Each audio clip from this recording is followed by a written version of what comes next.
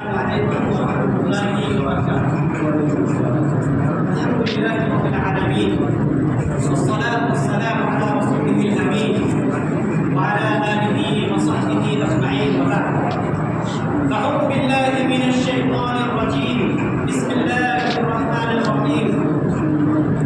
نبئ عبادي وأني على الغفور الرحيم وأن عذابي هو العذاب الأليم.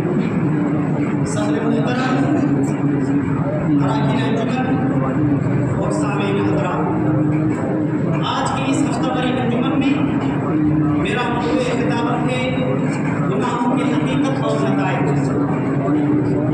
معزز سامعین، اس زمانے میں مسلمان معاشروں میں جو آفت آن پڑی ہے وہ ہے گناہوں کی، نافرمانیوں کی کثرت اور مختلف قسم کی برائیاں۔